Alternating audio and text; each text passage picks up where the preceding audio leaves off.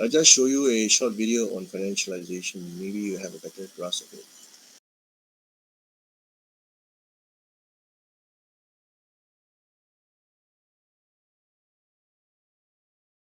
Financialization is an economic paradigm where the conversion of real economic value into financial instruments and their exchange within the financial system comes to dominate economic institutions, activity, and value creation. Through financialization, the financial industry converts any work product, physical asset, or service to an exchangeable financial instrument that can be traded, speculated upon, and ultimately managed through the financial system. As Professor Greta Krippner has stated it, financialization is the pattern of accumulation in which profit-making occurs increasingly through financial channels rather than through trade and commodity production. Financialization can be thought of as virtualization of our real economies. Through information technology and lots of financial analysts, we perform what is called securitization.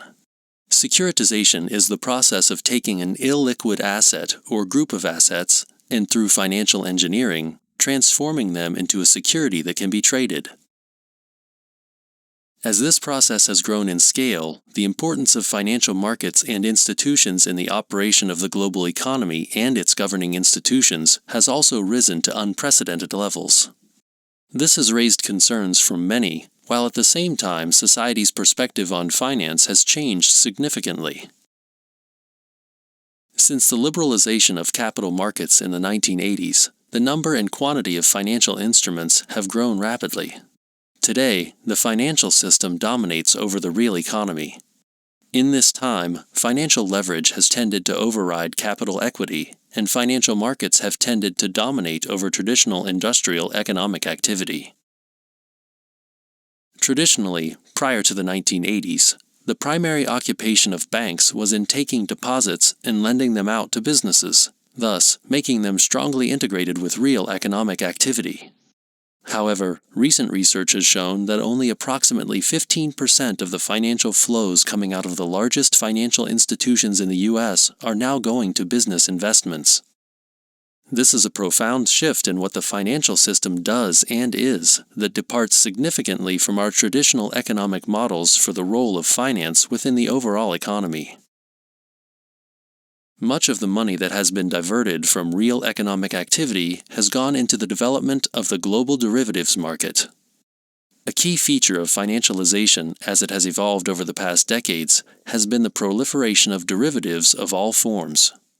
In the year 2006, derivatives trading reached a level of $1,200 trillion, dwarfing the output of the real global economy that was approximately $50 trillion at the time. On a broader level, financialization can be seen to mark a transition from a traditional form of industrial age capitalism that was based on the physical means of production as the primary source of capital, power, and value creation to a new form of information and services-based financial capitalism. In this transition, the financial system has ceased to simply play the role of assisting in the running and operation of the real economy of goods and services, but rather has come to dominate, even displace, real economic activity. This broader transformation has fed through to the strong effect the financial system has had in shaping the evolving nature of the corporation within advanced economies, as financial rationale and practices have reshaped performance metrics within the corporation.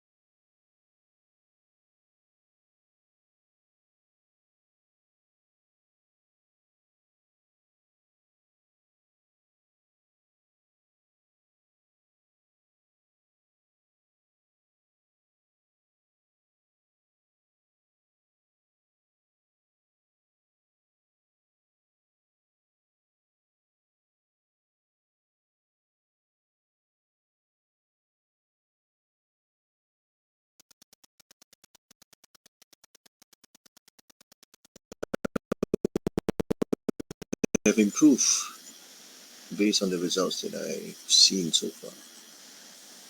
Okay, so you got I think I add a bit more content every year because the questions become a bit more. You need to engage James Morrison a bit more every year because he wants to see something new. So the pressure is also on me to come up with something new. So last year I put in more the past 2 years on John Mearsheimer. This year I'm criticizing more on the neoliberals and providing insights of how the embedded liberalism extended to neoliberalism, okay, and how the security sides of international relations can be incorporated to IPE. So this year you have a better chance because I take into consideration of security more than the past 2 years. Of course, I just still talk about Crimea and all these things, but this time around you have more current affairs on security like AUKUS and warships in Britain and all. Okay, so I hope you will use whatever information I have given to you, put it in your essay, and I think it will do you good. As far as I know, from today, the classes will continue to be online until for the next 3 weeks at least, because the number seems to be only going up. But I think there are small classes for other courses. They're going back face to face. But yeah, I don't think we are moving back to face yet. Okay, so hopefully on the 24th of November is the time when we go back face to face. Any question before you need to clarify as you were digesting over the break? You want to ask me any question?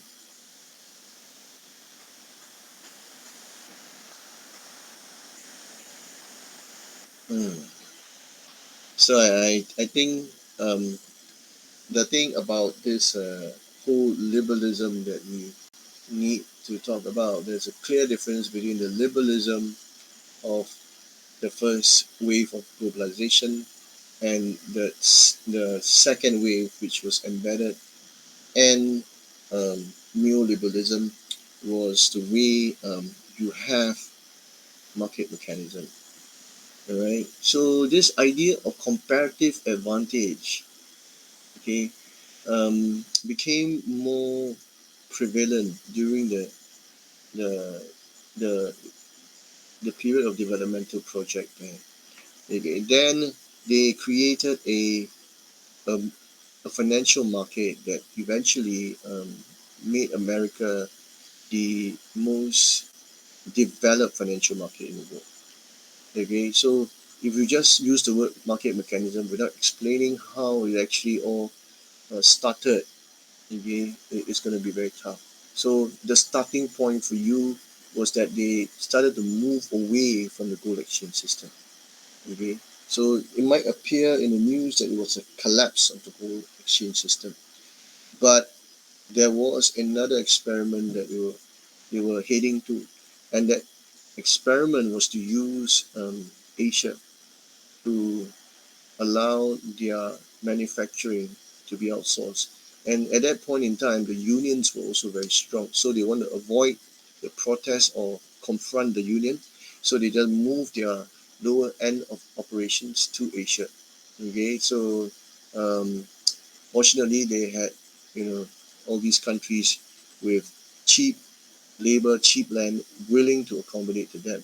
Okay, but at that time, they didn't have China as a threat. Okay, so there was peace and stability in the region there. And more important, that China was willing to join in and to contain the Soviet Union. It made it easier for the United States there. So the market mechanism was the way they used to attract, okay, all these countries that um, were, you know, different culturally to join in this liberal hegemony. If all these four Asian NIEs did not subscribe to American hegemony, okay, America could not move, would not be able to move to that new liberal that they were creating. So Henry Kissinger always say Lee Kuan Yew came at the right time. So I hope you understand what he meant by saying Lee Kuan Yew came at the right time. He was very important for the United States then, because America was going through a difficult time. They're struggling, and they were struggling with that new international order that the Latin Americans were proposing. So when Singapore came up, then eventually South Korea and Taiwan came up, then it was proven that the American formula of export-oriented industry was the right formula. So it wasn't Taiwan and Korea that came up first. It was Singapore that came up first. Okay, so in 1984, Singapore, Taiwan and Korea were behind Singapore. They were all behind Singapore. Okay, but of course they caught up and they became better than Singapore. So that is very important for the Americans. So although we say there's an invisible hand, but there wasn't really a free market. Okay, so neoliberalism, do not say it was free market economy. I would rather criticize that it was actually all a political experiment, and all the experiments stopped the moment America could not. Individuality, that means your specialization. Okay, that in this part of the world, in Singapore, we would specialize in chip making, logistics, and as well as transportation network, which is the port and the hub and all these things. Okay, but if you were to look at the first era of individualism, it's individual capacity of individuals, right, in the society. But the new liberal construct wasn't anything to do with individuals having free movement of freedom of expression and all these things. Yeah, that was in those countries that subscribed to American liberal hegemony. Did I answer your question?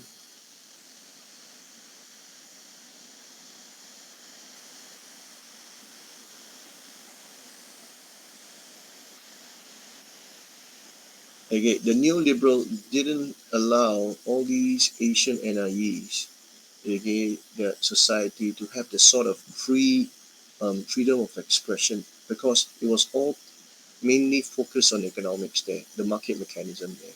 So individual liberty, right, was only applicable in America itself. But the Americanization that swept across Asia did not really mean that they had that each Asian NIEs have the individual liberty. So instead, Singapore was authoritarian in that sense there. Okay, yeah, answer your question again.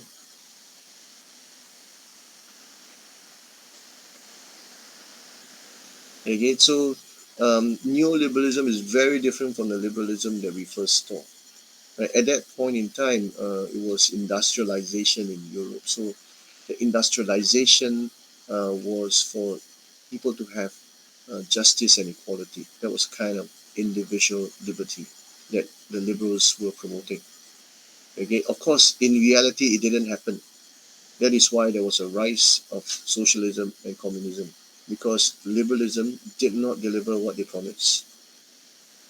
Okay, but the neoliberal construct, we had authoritarian government that subscribed to market principles. Okay, and that in itself tells us that there's a striking difference between liberalism and neoliberalism in a sense. Okay, and America wasn't concerned that Chinese, yeah, it instilled false class consciousness. So they were more interested in culture homogenization, as in to accept the Americanization process there. That, oh, you could have freedom of expression, LGBT or whatever not. But the truth is, the Americans know that no way China would transform its society. Okay, and Bill Clinton, when he came into power, he said, yeah, one day China will be like us. But there were a lot of critics that said that it was never possible that China would be like America. Okay, so it was all false hope. So Bush himself say, after Bill Clinton, Bush Jr. said, yeah, I think yes, there's a chance. But then after 16 years, right, two term of Clinton and two term of Bush, when Obama came in, they knew that definitely not. So there was a pivot to Asia. Okay, but at the end of it, the interest of the MNCs was served, despite China coming up as a modern authoritarian state, Singapore as a modern authoritarian state. Okay, of course, the single dominant party in Taiwan collapsed. The authoritarian state in Korea collapsed, but America had full control. Okay, so this shows the variety of political system under the liberal hegemony, but they did not, at the end of it, convince Singapore and convince China to move to look at individual liberty. Okay, that like what Jiang would say was actually false consciousness. And I do not see Singaporeans would like to have that kind of individual liberty. If you do ask me, right, Singaporeans are more interested at this point in time to have market freedom rather than societal freedom. Of course, you would like to have that, but market freedom comes first before there is this individual liberty. Okay, and limited government, all of that didn't happen across Asia because the government still continued to intervene in the market. Okay, whether it's Taiwan, whether it's South Korea, whether it's Singapore, whether it's China, the government intervention is still very heavy. Okay, so if you were to ask the difference between liberalism and neoliberalism, I hope you have quite an understanding of what to uh, look at. Okay, so we know that it was all a new world order in the United States, and the whole purpose was get people back into the trading system under the General Agreement of Tariffs and Trade (GATT). Okay, then um, more important, when they eventually get into the system, hooked into the system by 1970s, America was becoming more ambitious, and the experiment moved uh, towards that unipolar world that they were trying to develop. Okay, so you must be able to write all these things that actually there was a political experiment. Do not just write on the economic side of things. Okay, so interdependence have to be explained through a political dimension. Did you hear that? You know, I'll say it one more time. I say that one more time. Interdependence have to be written from a political dimension when you're writing about liberalism and neoliberalism. Okay, so you can criticize it at the same time. So the economics of it is that it's mutual benefit, right? But that you must provide a political dimension to that interdependence because you're in a class of political economy. You're not in a class of economics where you show data and all these things. Do you get it? You are writing notes, right? And so you have to tell me now, do you get it? I'm saying my household brand, I have to ask my household brand first. Yeah. What about Clarissa and Francine, is it? Gabriel, Alice, what about Daniel, Rajaran?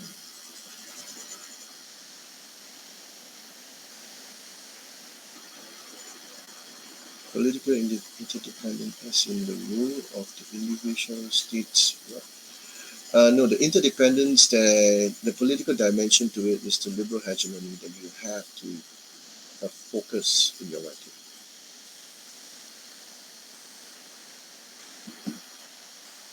Okay, so you must be able to write that hypocrisy behind that democracy.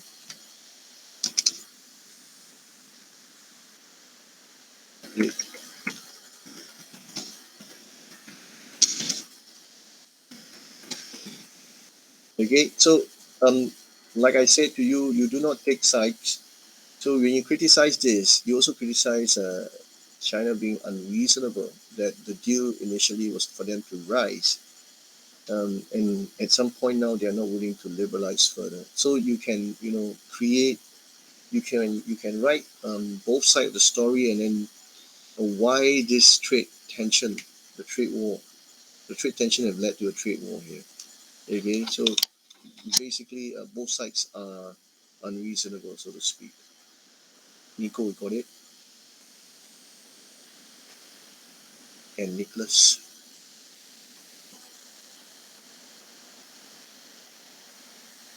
Yeah. So you must remember, both sides agreed to something, but then the rules, right? They both want to.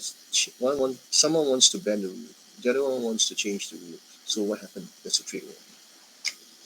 Okay. So the idea of 1945 was to allow China to come up, but then of course the American as a superpower wanted to exploit China's cheap labor and cheap land, and the Chinese also play along with it at the same time, and they got what they wanted, and then they started to bend the rules. There, they wanted the rules to be banned, and they say, the Chinese always say that people always bully them, use colonialism and blah blah blah blah blah. And then it turns out bad, and Americans say that wasn't what you agreed. So that brings us back to this here: the international stability and order remained precarious, although there was this interdependence. Okay, it's always been known to be precarious. So, who is right, mercantilists or liberals? I think the mercantilists, known as realists, are more realistic. They are aware of the geopolitics. They are aware that cultural homogenization will have its limitation.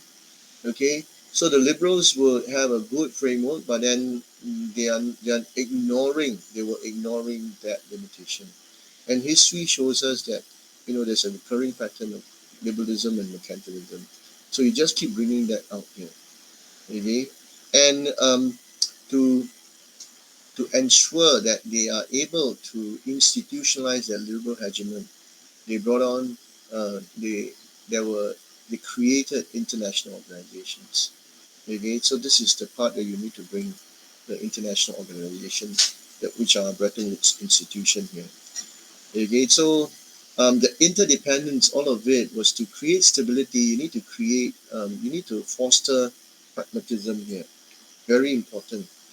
Okay, and in when you are more pragmatic as big nations, you tend to make your military expansion less effective. So by the same token, now we have an arms race in Asia itself. Again, not just the Americans are beefing up on their defense. The South Korean, the Japanese, the Singapore always beef up their defense. The Taiwanese are going to beef up the defense. Okay, don't be surprised. Indonesia, Malaysia, Thailand will beef up their defense together with Vietnam because it's ASEAN. So there's an arms race there. So it's also very clear that the states are becoming less pragmatic at this point in time, which means to say that the interdependence has actually somewhat been compromised. Okay, until we see the signs of people reducing their military spending in this region here by those countries that find China a threat, then we can say that pragmatism has been reinstated in the region again. Okay, and because then again, the liberals still believe that until today that peace will follow automatically from an open international economy is not always true. Okay, so if you are asked in an exam that the liberals believe that peace will always follow automatically from an open international economy, okay, then you will say that it's not always been the case, but they propose that states should be pragmatic, okay, in order to somewhat make military expansion less attractive. And in doing so, it somewhat can foster peace, can bring about stability in the system, but not forever. So, so states have to constantly interact to ensure that the pragmatism will be sustained. Okay, do you get that part again? A lot of people say, "Wow, the liberals don't believe that. You know what? They always believe there will always be peace." But the liberals, to begin with, believe there is no peace. So they somewhat also believe, subscribe to what the mercantilists say there is anarchy, okay, to a certain extent there. But that's why they do not look, they differ from the mercantilists by saying that first, we must reduce military spending. To do that, we must foster and create interdependence in the global economy. Okay, and then people will be more pragmatic. Okay, but that does not really mean that peace will follow automatically from that open international economy. So which means to say, when Obama said pivot to Asia, right, he said, oh, the present open international economy does not tell us that there will be peace in the region. So we need to mobilize our resources, okay, uh, to ensure there is peace and stability in Asia. So what did they do? They activated the resources, mobilize it from NATO to Asia, and the Chinese look at it as a form of containment. But the Americans look at it as a form of trying to renegotiate and to ensure that there will be more pragmatism by the states around the region. But then what happened that it turns out to be is that more and more people or states are getting into the arms race here. Got it?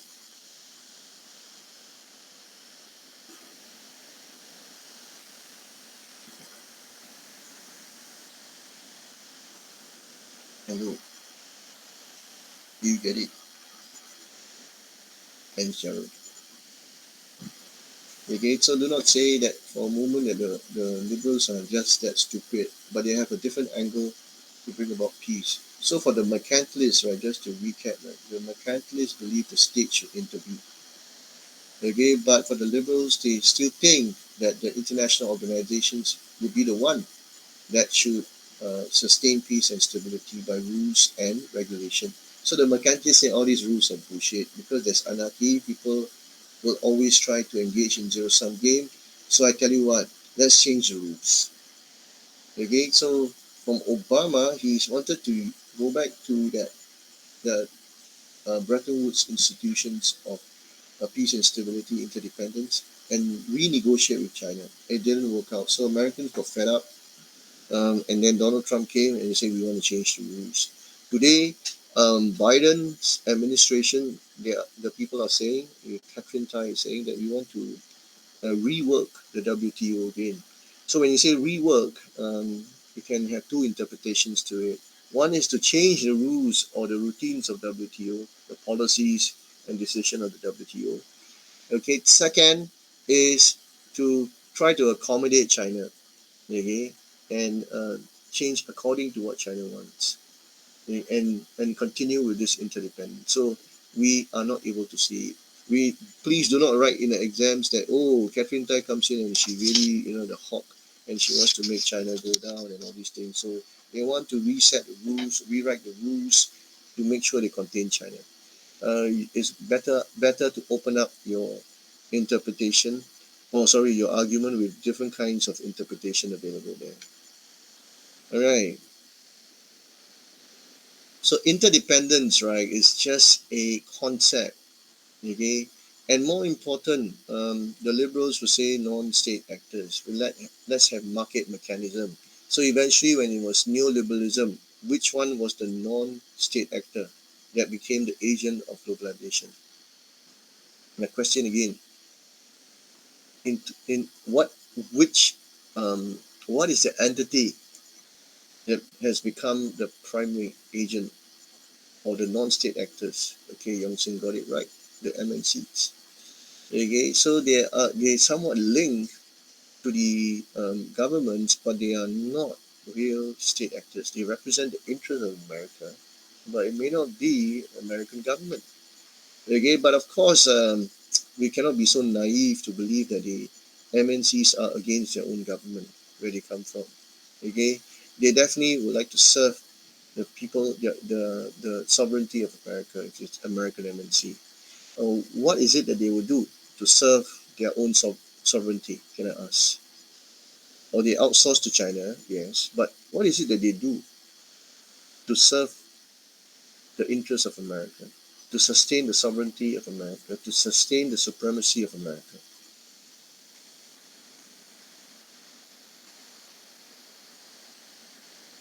What do they do? Project soft power. Think of money. Think of money.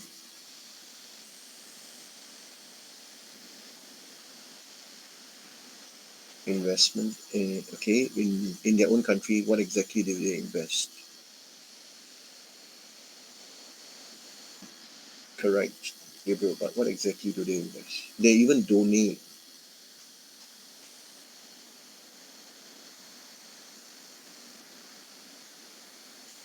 Yeah.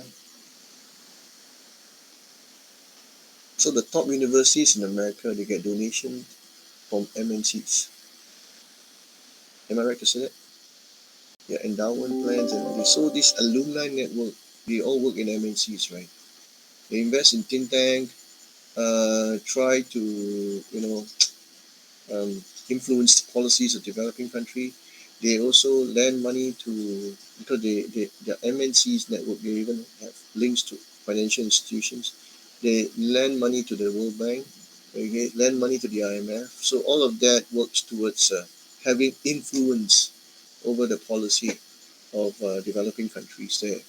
Okay, so but at the same time, they invest in their own university system there. So in Stanford, you get all these MIT, Harvard, or they get a lot of donation endowments from all these MNCs. And this business network itself, they draw the best talent in the world. Okay, and you would understand that a lot of all these scholarships are given to people from around all over the world, and that itself strengthened their position in this when they are negotiating with countries like China and all this. So when the Chinese look at their own people becoming scholars in America, they also become more open. And the whole purpose of it was to have the next generation of Chinese to accept the American way of democracy. But of course, it failed terribly because when Xi Jinping in 2018 consolidated power. That means he consolidated the navy, military, and all together. It was like back to Mao Zedong. So he basically wanted to block any idea of transforming China into somewhat like an American democracy here. Okay, so it didn't happen. Yeah, they do all these things trying to get people, give them scholarship. Yeah, that's the reason why it's terrible in America, their transport infrastructure. So if you ever heard of this thing called Greyhound, the train system, oh my god. Greyhound is the bus system or train system. I tell you, you take that one, you might as well just go and commit suicide better. Okay? So you all should understand now why you are so comfortable in Singapore. But when it comes to real creative work, software engineering, you don't see people in Asia having this competitive advantage over Silicon Valley. Okay, so there's no way we are able to do that because that is where the MNCs would house the best talent there, and you know what? Reward them so much that they don't even want to go against the MNC. Instead, they will become CEOs of Microsoft, CEOs of what's the other one? Oracles. Um, and you have the Chinese going to America and start mining bitcoins as well. So everything would be under the control of the MNCs. Okay, so they control the business network of the world, and it's so robust, and it becomes, you know, plural, and it appears to embrace diversity. But the political objective behind it is that America will continue to be the hegemon in terms of science and technology, and I don't see how the Chinese or any country can overtake it because of the way they attract the best talent, not only just from Asia but even from Europe. So the financial market is so big, right? And they are able to raise money easily to just get people to go to America very quickly. That's the strength of America. Okay, so the non-state actors have been very important. So theoretically, you can say that the power has shifted from the state to the MNCs. But then, in order to secure the interests of the state, right? So we have this thing called politics of revolving door. So you get the people from the private sector going in to be policymakers as well as become president. Donald Trump was and is still a property developer. Donald Rumsfeld was from the defense sector. He owns defense sector. The Bush family, they are actually involved in oil and gas.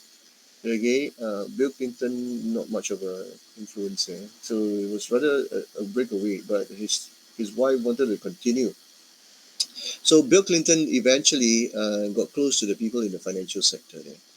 Okay, and you can see Janet Yellen, Federal Reserve Chairman, now Secretary of Finance, which is a Minister of Finance in America. So this revolving door itself concealed, okay, the Americans' sovereignty here. That although the non-state actors have been, driving the growth and advocating the supremacy of America, it does not mean that the MNCs really are overpowering the state. Instead, they are working very closely, I would say.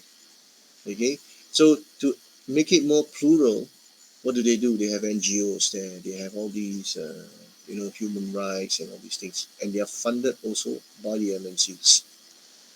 Got it?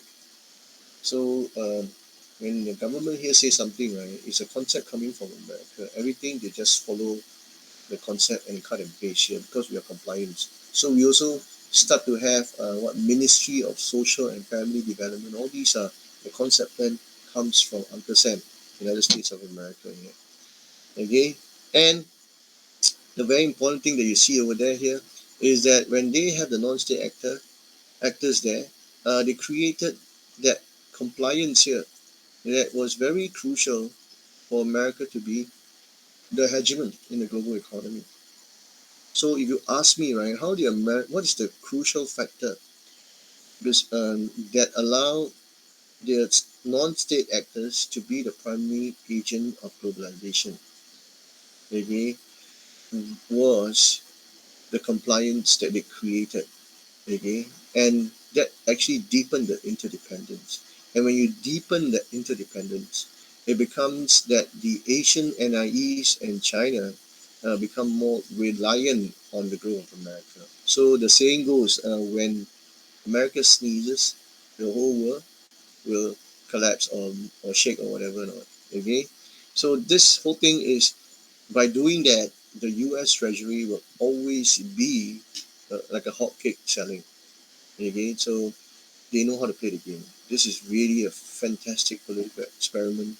The framework really helped America to sustain itself in the global economy. Okay, do you get that?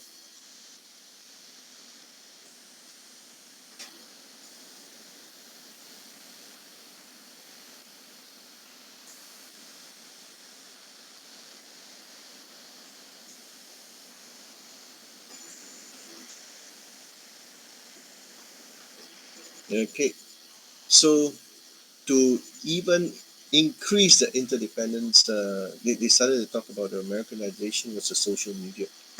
Uh, so this social media comes up with more interaction, and that network effect actually become more pervasive. That when you have translation between your, like now TikTok, you have Facebook, you all got this translation, right? More people communicating, and all those media are able to influence the rest of the world. So you can see now that China is pulling back. They do not want people to follow the American Hollywood and all these things. And you also see some of the actresses giving up their citizenship. Gong Li give up on Singapore, Jet Li give up on the US and all these things. So you can see that the ties that they actually had that were closer, okay, during the interdependence, okay, they invited Chinese actresses and actors go to Hollywood, and all these I think will be dissolved. All right, so they will not allow the Chinese will not allow all these NGOs into um, China itself. So that complex web of interaction serve America very well. So now the Chinese are going to simplify the interaction, very straightforward. Okay, now we are Chinese, you are American. This is how we want to do it. Are you okay with it? Not okay. Okay. Then, if it's not okay, then we want to reduce the degree of interconnectedness. Okay, we do not want to have the high degree of interconnectedness because it's more like you are influencing us, and we do not. We have reached that level that I don't think we want to be influenced. So if that happens here, okay, the anarchy or that conflict will escalate further. Okay, and if you ask me, the difference between that first Cold War between Soviet Union and the United States, and now the Cold War between China and the US, okay, or maybe I should ask you, which is costlier, the Cold War, the first one or the second one? The first one is US and Soviet, as opposed to US and China. Which one will be costlier? Okay, that's the thing of nuclear arms, nuclear weapon. So you think of the Soviet having the amount of nuclear weapon, the United States have the nuclear weapon at that point in time. Now you compare the Chinese, of course, the proxy will be North Korea, as opposed to what America would have. Which is costlier?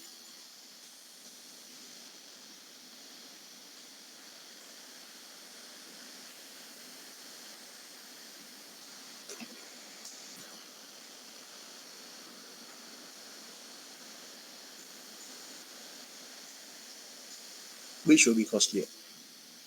I'll give you 2 minutes. There were more nuclear weapons back then, so last time costlier. Okay. Anyone else? So during that time, right, like the whole of Europe was like, having arms race, and East and West Germany, the border, wow, then Poland, this, that, everything. Do you think it was costlier then? Gabriel say yes. What about you? The tech is more advanced and expensive, so it could also be said to be costlier. Okay, costlier in which conflict has more to lose or more has been invested? I think the American already pulled out their investment, so nothing is invested in China to them. They already got back their capital and plus their use. Okay, so let's say now you take the war that could have happened between East and West Germany, where the Soviets will be behind East Germany, and the Americans will be and will be behind West Germany there. Okay, and the amount of nuclear weapons will be used.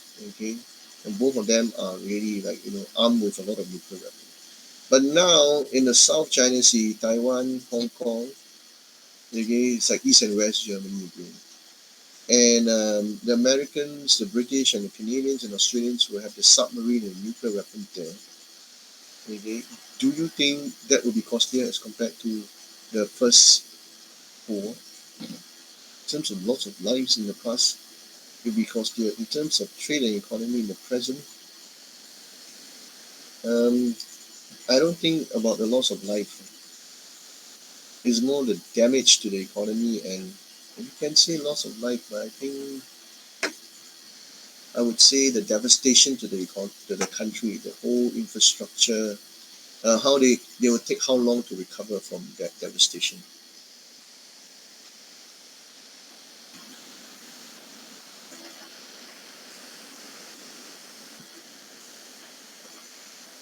So Gabriel said it will be costlier then, but if you look at it from another perspective, because of advance in technology, advance in technology, actually it will be less costly because the Americans will use drones, right? Instead of just nuclear weapon. So actually it's less costly if they were to contain China. Damage to economy, then present Cold War should be more devastating because the two countries are more interlinked to each other. Hmm. Okay, very good analysis. But in terms of nuclear weapon, the damage, the devastation from nuclear weapon, I think the Soviet at some point had more nuclear weapon than the Americans. Okay, but now of course the Americans have way more nuclear weapon than a lot of people, right?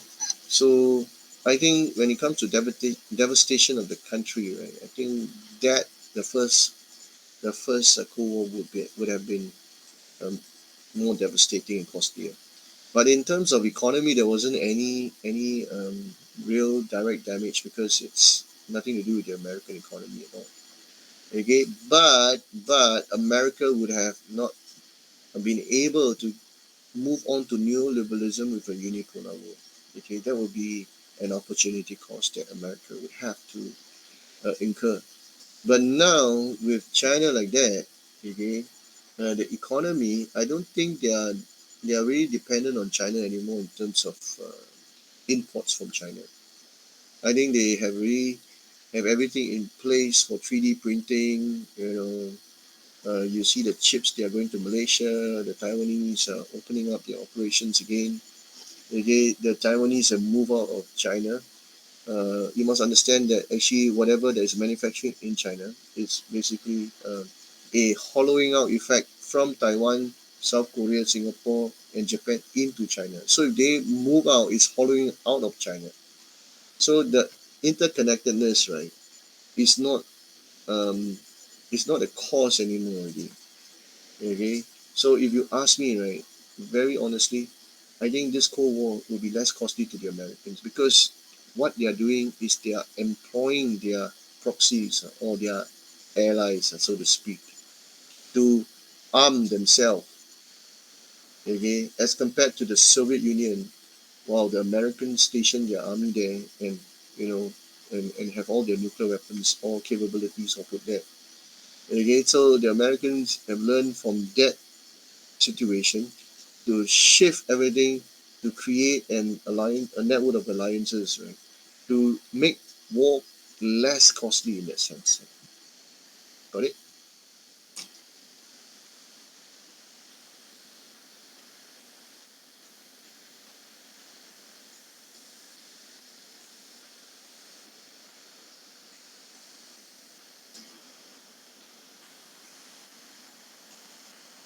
Yeah, the cost will be shared across by the allies. Yeah, this is how the Americans do it. They already help make us incur the cost of infrastructure, right? So the same time they also ask us to beef up our defense. So if you go Singapore Parliament, they will never ever allow you to ask a question on defense spending. Okay, I don't know why. I won't say I don't know why. I know why, but they will not allow you to do that because it's going to reveal exactly the compliance between Singapore and America, and then everybody will know that Singapore is actually the United States of America, in a modern, a Christianized Chinese state. If a lot of things in trade and economy are digitalized and managed by humans, wouldn't it be costlier if there was a loss of human life? Uh, Human life to all these regimes are nothing. They can just, as it is, the world is like overcrowded. So you lose some lives, it's okay. So China will brag that they lose a lot of lives. Russia, the Soviet Union say they lost a few million people and all these hundreds of millions, I don't know whatever the amount of, tens of millions of people. But I think they still remain um, with this mentality that they are a superpower. Okay, so America is not going to lose any life. They will send some troops there, but they're going to help their Asian allies and tell them that you know what, now this time round, to get the export-oriented industry, okay, we're going to send our warship and our military there. You need the equipment. Going to relive your transportation network, relive your ports, relive your logistical um, capability. So we will also provide you all that technology that's coming from Silicon Valley. Okay, have I shown you this company?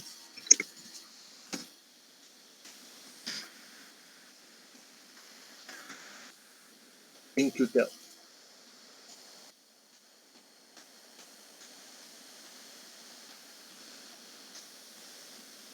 But don't they just name them as a greater cause as in the name of their deaths? Uh, they name them, but then Russia had sacrificed so many people. but they insist that America did not win them. America insists they won them, but they also insisted that they lost many lives, sacrificed many lives to fight for democracy.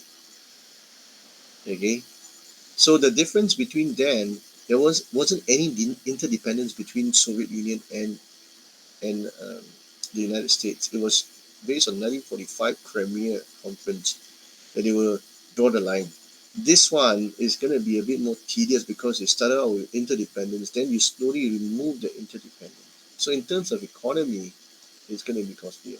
But in terms of real war, right, it's less costly. Why? For America, it's really less costly because the allies are, pushed forward to confront China. So when they do that, they will create a lot of alliances: Indo-Pacific, AUKUS, Quads, ASEAN. Okay, and then because Myanmar is closer to China, they just ignore Myanmar. So all our investment in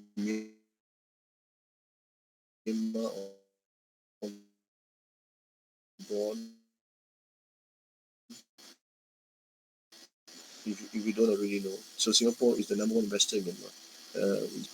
All right. So this is a scenario plan that has really been done. I'm quite sure that when the interconnectedness is reduced or no longer high, then conflict and anarchy will be high on the agenda. Okay. Um, so the close link will make the cost of military force expensive, right? So now, when they really reduce that interdependence, and Catherine Tai is gonna, you know, um, this is all diplomacy. Going there to tell China you're supposed to buy $256 billion worth of American goods, you only bought 80 over billion dollars here. Okay, that is a very clear cut that you know what, the deal is off. The phase one deal was never, in effect, it didn't even happen at all. So Donald Trump, with all his showmanship, brought nothing to for America here. Okay, so you can go and read Kyohane and Nye. Um, they are very clear about this interdependence that is still asymmetrical. Okay, so the reciprocity in itself is not about equal benefit.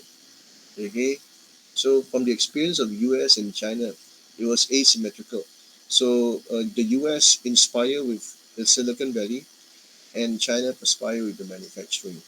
Okay, so not everyone can handle it well. Okay, some handle better, others handled worse.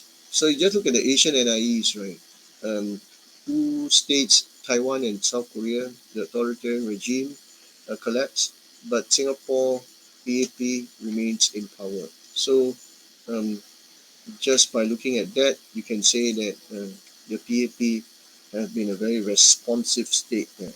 But in Taiwan, the single dominant party, Kuomintang, actually collapsed because they couldn't respond to the social problems in Taiwan, and there was a revolution of the. And in Korea, they overthrew the military government, the authoritarian government there. Okay, so that in itself tells us they could not handle their interdependence well enough. Okay, so the interdependence must come with the right bureaucracy to mitigate the effect of social problems and all these things. So I'm very fortunate for the PAP.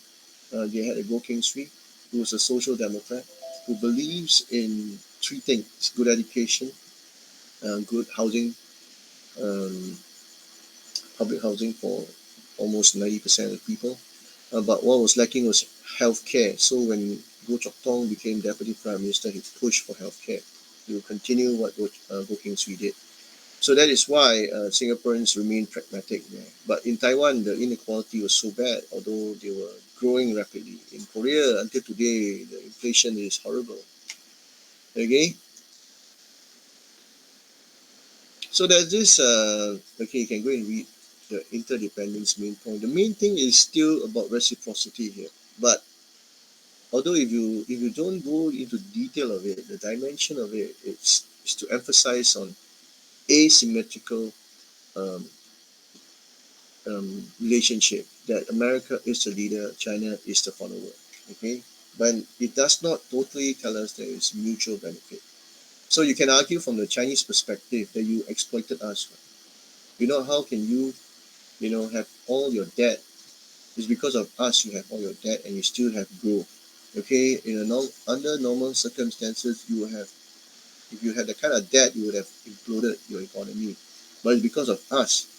So you can hear that when Donald Trump went to speak to China, and then the Chinese say, we will never ever want to help you when you have another global financial crisis. Okay, we are not going to buy your debt anymore.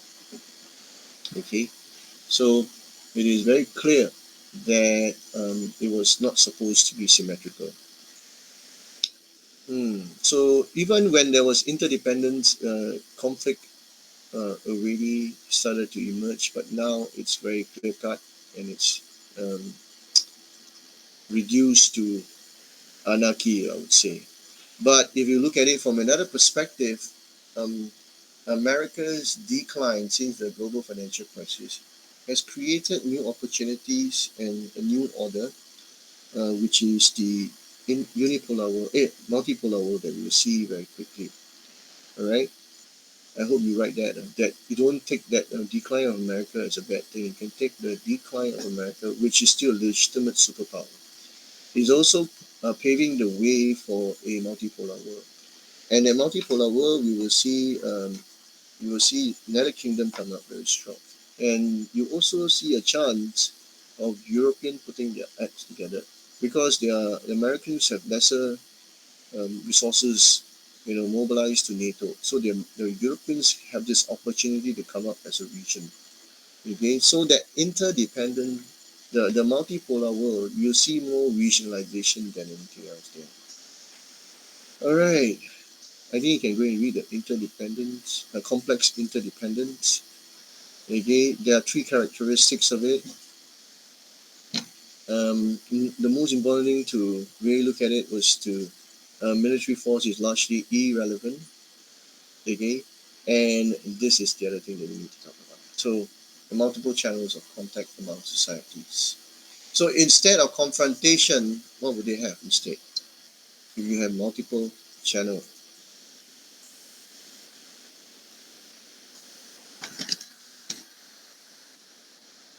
any idea?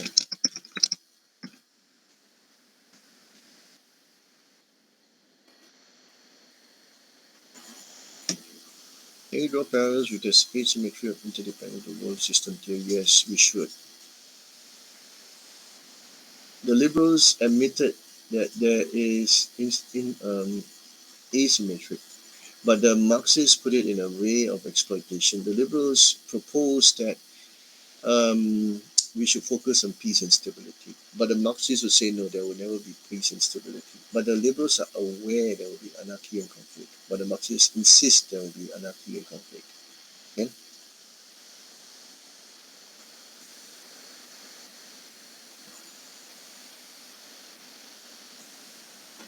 So this is how you have um, counter arguments here. But the reality of it is all these theory, we know that there will never be a symmetrical situation. Power has always been unevenly distributed. Right? And when you have that, you will never want to really give it up. So you ask me, right, the British American intelligence, they've been sharing information all this while. So Britain went to sleep for a while, but today, if they continue sharing that intelligence network, Britain, with the support of America, can come up very strongly because they still have the Commonwealth countries there. Okay, so that itself would sustain that or maintain that asymmetric system in the world system theory. Can Gerald?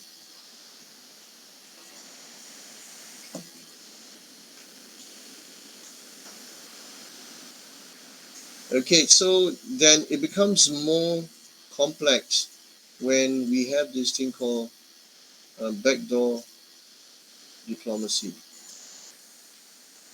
Okay, so when you have a dispute, they don't have confrontation here.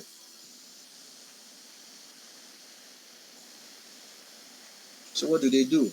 They will have all kinds of channels to try to prevent a war, a conflict. Okay, So maybe now the Americans will ask, instead of using Taiwan, Taiwan is a pressure point, right? They ask Singapore to go and talk to China, okay? Or they will influence, or they will send the British to speak to Chinese. Then if the Chinese reject, then maybe they will send, um, who else?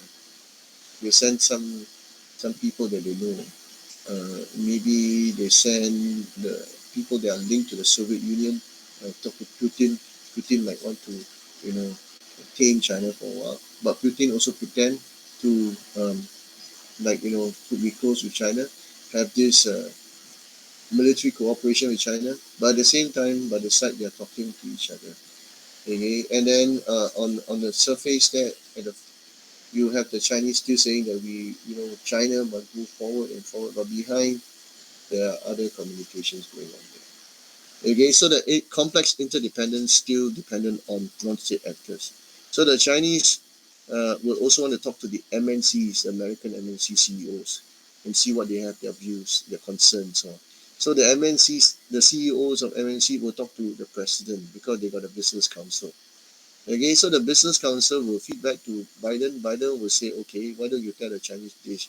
So through all these multiple channels, hopefully the conflict will not escalate. In fact, it will cool off. Okay, because it becomes irrational to move towards a real war. Yeah. So that's what a complex interdependence is all about.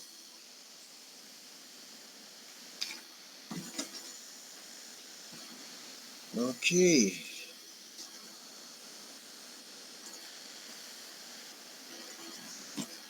All right, you can go and read all these things. I don't want to bog you down with all this. So changes in the international organization becomes very important in this complex interdependence. That's what I'm trying to say.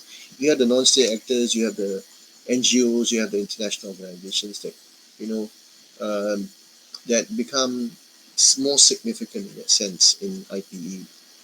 Okay, so what I'm trying to say to you now that at this point in time, if you're looking for a job and you can get into NGOs and international organizations, go for it. Not always like foreign affairs in Singapore. There are opportunities with the Asian Development Bank. They look at poverty alleviation program, sustainable development program. Okay, that is funded by the Japanese. So um, you can also look at that. If you want to talk more about it, you can look for me as well. Okay, so the IO are supporting the MNCs there, okay, to ensure that their global production network all within or their interests are protected there. So the rules are actually influenced by the capitalists that actually influence the people that are monitoring the international organizations there. Okay, and of course the MNC's own defense companies they will be able to influence how coalition building, the consensus to it, how is it developed along the way. Hmm. All right, so I'll let you go and read Krishna, and you can do that. And all these complexity leads to this word that we all like to use, multilateralism. Okay, so multilateralism to participate in negotiations and more, not hard power, soft power that comes up. Okay, so all these multiple channel, I repeat myself, will work towards superpowers trying to develop their soft power. So America has a lot of soft power still. Okay, although people complain, well, Trump actually, kill off all the soft power, but that's not true because it is only for 4 years. But the soft power, that network has been developed for don't know how many years already. The transatlantic um, organization, right, in itself, the NATO, a lot of soft power there. The Asian NIE soft power is there. Okay, in Latin America, a few countries that through the IMF have also subscribed to America as the leader. So you must be very clear that multilateralism is also soft power, and this is how you bring in soft power in your argument. That it was through the complex interdependence that America created soft power. Okay, so China tried to expand its soft power. It did with the BRI. with its AIIB, it also have you know helped Africa to come up with its infrastructure program, and basically that has increased China's soft power. It actually started with Asia, and but then there are some reservations to it also now. So, but who has more soft power? It's arguable, but of course, with a longer history in creating soft power and establishing it, I think United States have it, and of course with the backing of Britain, okay, it's a poorer cousin, I would say, and the soft power of America cannot be underestimated at all. Okay, this one you can go and read.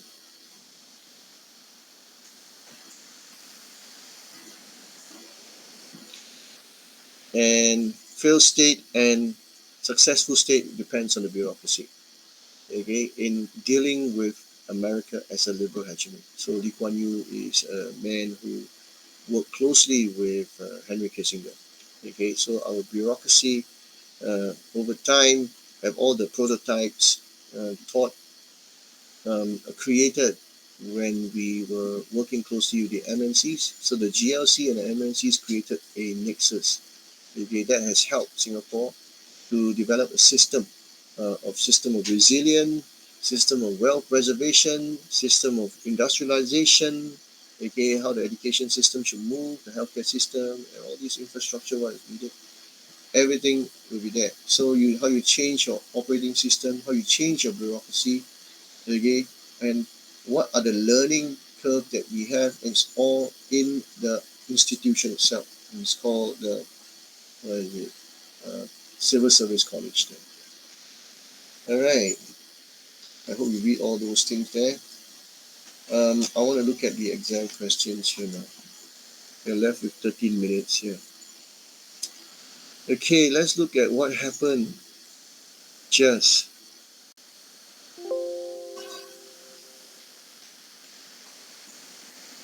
2021. Cordell Hull was right to claim that unhampered trade dovetails with peace, high tariffs, trade barriers, and unfair economic competition with war. Let's look at this one here. So at the start you can answer because there's a question mark there, right? So would you agree that unhampered trade dovetails with peace, high tariffs, trade barriers, and unfair economic competition with war? How would you answer this question at the start? And then you will say, I will bring in the schools of thoughts or whatever. So 8 minutes, 7 minutes, I will give 7 minutes here. Okay, let me read some questions here. Is influencing a foreign country society by generating fake news through troll farm? Oh, it's cyber. Now they are using cyber, so that is why social media was cut off, and you can see that the Americans are also very wary of TikTok. Okay, so social media you can have the Chinese overtaking or collecting a lot of information in the way people use TikTok, and perhaps also influence and create fake news from there. So the new war is cyber war also, not just the hard war that we see, the hot war that we see. You can make the people turn against their own government.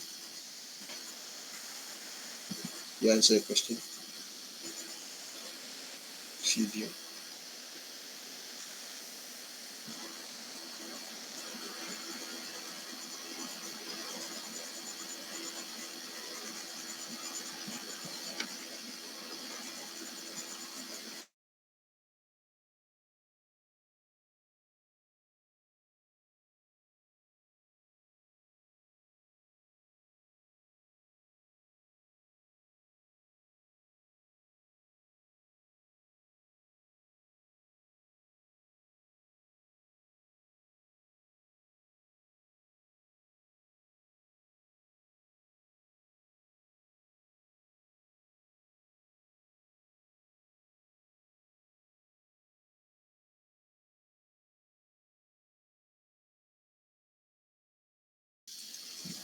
Cyber warfare will be hacking, stealing of information, intellectual property rights through their space programs. On that will be a warfare because the next big thing or the next phase of industrialization is cloud, space, and all this.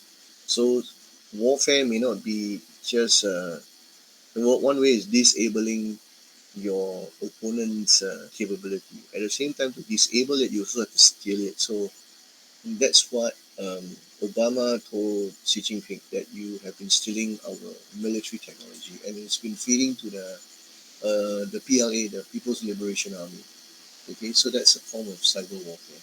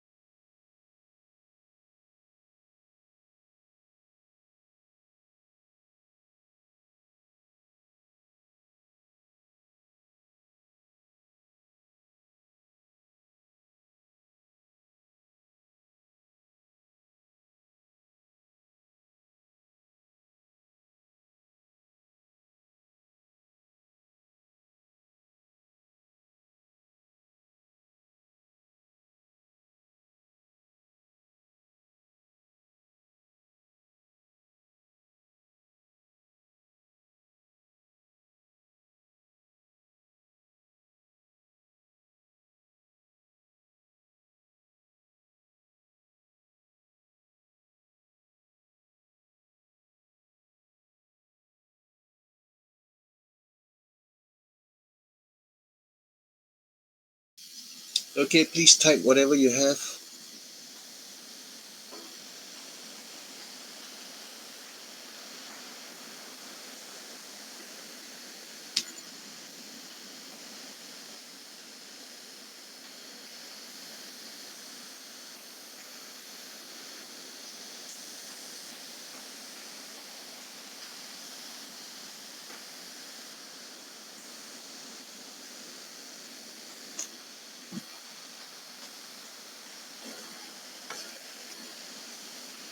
If you need more time, please just type I need a bit more time. Oh, but you can't. You're typing something else.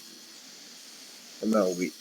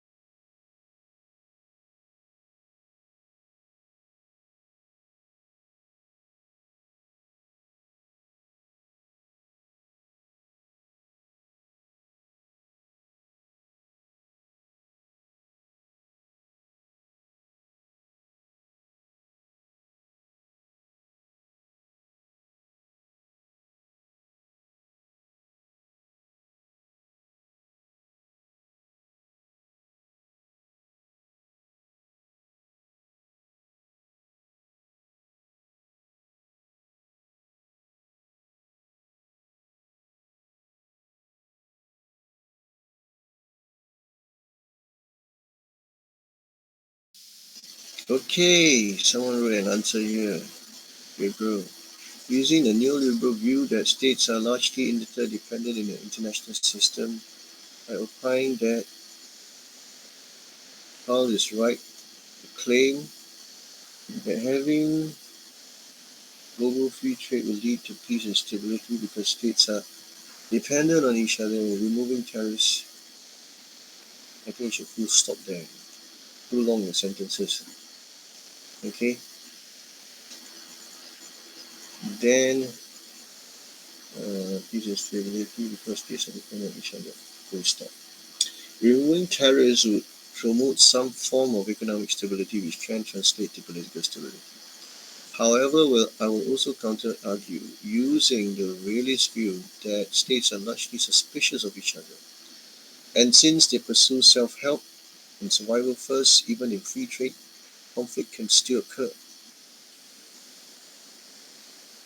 No, you're providing two sides. So maybe you should say the liberals themselves, at some point also, just now I was just saying it to you, the liberals are aware that conflict and anarchy will constantly be in the backdrop, in the shadows, although they are promoting peace and stability. Therefore, unhampered trade dovetails with peace would have to, what Cordell was saying, have to also consider that anarchy and conflict will be lurking behind, okay, or will always exist, all right, and that would eventually play out to be coming out to be emerging with high tariffs, trade barriers, and unfair economic competition. In that, in today's context, we can see there is trade war. So you are saying that you're claiming that he did not look at this part here, whereby there is peace, but there is still this moment of conflict and anarchy still in the mind of the liberals as well. But they try to avoid a war altogether.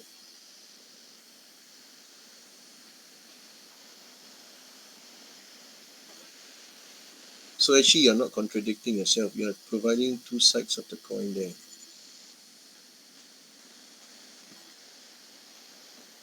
Yeah, you bring in anarchy as well. I'll believe that liberalization of trade would promote trade exchanges which will jeopardize their own growth and stability. In neoliberal view, as states are mostly interdependent with each other, therefore how is right. Okay.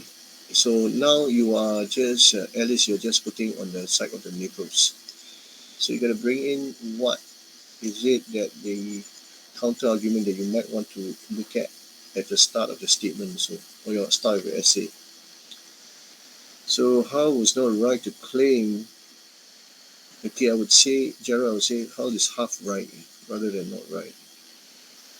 Okay, how is half correct by saying that half unhampered trade dovetails with peace, but he overlooked that he did not also tell us explicitly that although the liberals believe in peace and stability, that stability is something that hinges on pragmatism, and this can actually, at some point, um, just wear off altogether, and that could lead to the other part, where it's high tariffs, trade barriers, and unfair economic competition with war.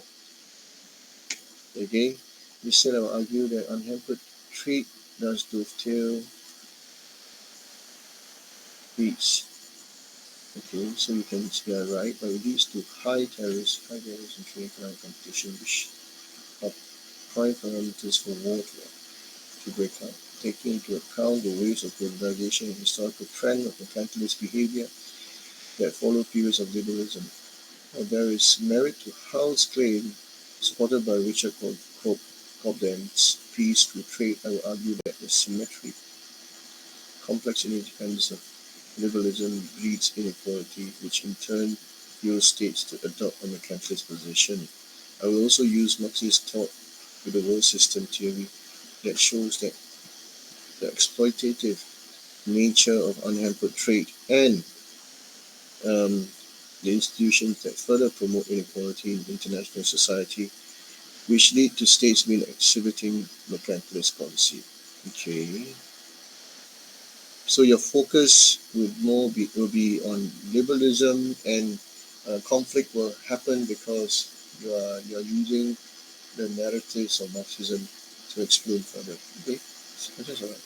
Is it okay to also contrast it with mercantilist view in the case where countries are trying to outdo each other, to compete and become the top due to their own self-interest? Yes, you can do that also.